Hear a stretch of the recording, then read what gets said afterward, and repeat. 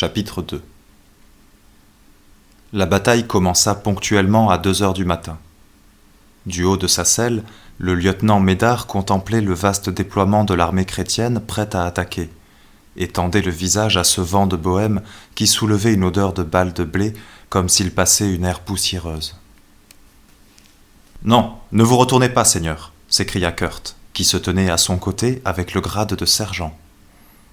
Et pour justifier cette phrase péremptoire, il ajouta à voix basse « On dit qu'avant le combat, ça porte malheur. » En réalité, il avait peur que le vicomte ne se décourageât s'il s'apercevait que l'armée chrétienne ne consistait qu'en cette première rangée déployée et que les forces auxiliaires se composaient de quelques rares escouades de fantassins en piteux état.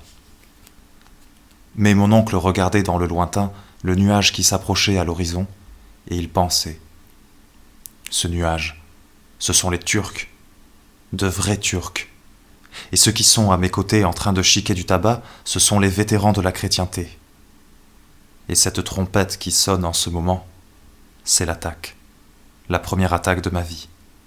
Et ce grondement, et cette secousse, et ce bolide qui s'enfonce en terre et que les vétérans et les chevaux regardent avec un air blasé, c'est un boulet de canon.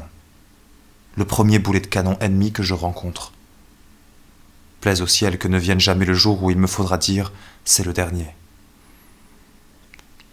Sabre au clair, il se sentit galoper dans la plaine, les yeux fixés sur l'étendard impérial qui se montrait et disparaissait dans la fumée, tandis que les canonnades amies tournoyaient dans le ciel au-dessus de sa tête, que les ennemis ouvraient déjà une brèche dans le front des chrétiens, et aussi de brusques ombrelles de terre. Il pensait « Je vais voir les Turcs, je vais voir les Turcs !» Il n'y a rien qui fasse autant plaisir que d'avoir des ennemis d'abord, puis de voir s'ils sont réellement tels qu'on les imaginait. Il les vit, les Turcs. Il en arrivait 2 juste de son côté. Des chevaux carapassonnés, un petit bouclier de cuir rond, une casaque rayée noir et safran, et aussi un turban, une figure ocre et des moustaches comme cet homme qu'on appelait à Taralba Miché le Turc. Un des 2 Turcs tomba mort et l'autre tua une tierce personne. Mais il en arriva Dieu sait combien, et ce fut le combat à l'arme blanche. Quand on avait vu 2 Turcs, c'était comme si on les avait tous vus. Eux aussi c'étaient des militaires, et tous ces effets qu'ils portaient, c'étaient fournis par l'armée. Leurs figures étaient des faces cuites et têtues de paysans. Pour ce qui était de les avoir vus, maintenant, Médard les avait vus. Il aurait pu rentrer chez nous, à Terralba, juste à temps pour le passage des cailles. Seulement, c'était pour faire la guerre qu'il s'était engagé. Alors il courut en évitant les coups de Sinter jusqu'à ce qu'il trouvât un Turc de petite taille, à pied, et il tua ce Turc. Ayant vu comment on faisait, il alla en chercher un grand, à cheval, et il eut tort. Parce que les dangereux, c'étaient les petits. Ils se glissaient sous les chevaux et les éventraient avec leur cimeterre. Le cheval de Médard s'arrêta en écartant les jambes. « Qu'est-ce que tu fais » dit le vicomte. Kurt s'approcha et montra le sol. « Regardez, là !» Tous les boyaux étaient déjà par terre. Le pauvre animal eut un regard en haut, vers son maître, puis il baissa la tête comme s'il voulait brouter ses intestins, mais ce n'était là qu'étalage d'héroïsme. Il défaillit et mourut. Médard de Terralba restait sans monture. « Prenez mon cheval, mon lieutenant !» lui dit Kurt.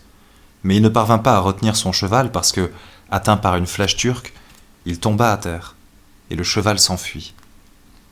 « Kurt !» s'écria le vicomte en s'approchant de son écuyer qui gémissait à terre.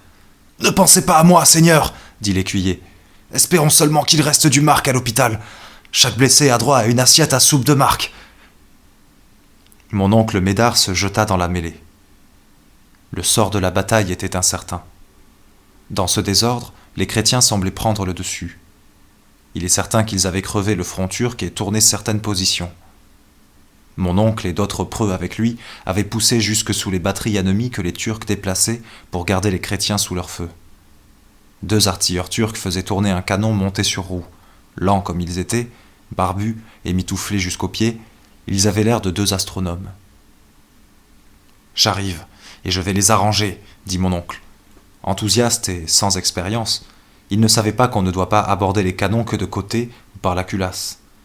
Lui, sabre au clair, sauta en face de la bouche à feu dans l'idée de faire peur aux 2 astronomes.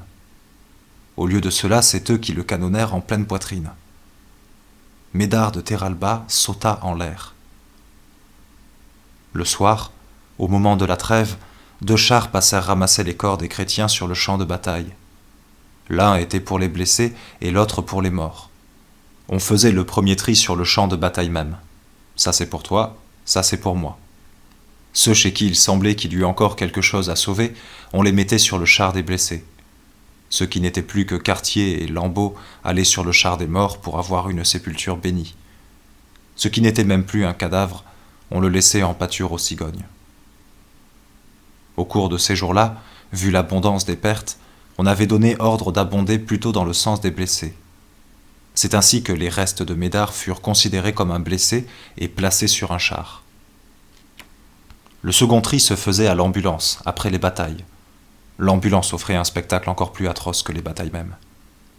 Par terre, c'était la longue file des civières de malheureux, et tout autour les docteurs sévissaient, s'arrachant des mains les pinces, les scies, les aiguilles, les membres amputés et les pelotes de ficelle. Mort pour mort, à tous les cadavres il faisait le nécessaire pour qu'ils revinssent à la vie. Et je te scie par-ci, et je te couds par-là, et je te tamponne des lésions, et je te retourne des veines en doigts de gants pour les remettre en place avec plus de ficelle que de sang à l'intérieur, mais bien rapiécé et bien étanche. Quand un patient mourait, tout ce qu'il avait de bon servait à rapetasser les membres d'un autre, et ainsi de suite. Ce qui donnait le plus de fil à retordre, c'étaient les intestins. Une fois déroulés, on ne savait plus comment les replacer. Quand on retira le drap qui couvrait le vicomte, on vit son corps effroyablement mutilé. Non seulement il lui manquait un bras et une jambe, mais tout ce qu'il y avait de thorax et d'abdomen entre ce bras et cette jambe avait été emporté, pulvérisé par ce coup de canon à bout portant. Pour la tête, il n'en restait qu'un œil, une oreille, une joue, la moitié du nez, la moitié de la bouche, la moitié du menton et la moitié du front. De l'autre moitié, il ne subsistait qu'une bouillie. Pour résumer, il ne demeurait plus qu'une moitié de lui, la moitié droite.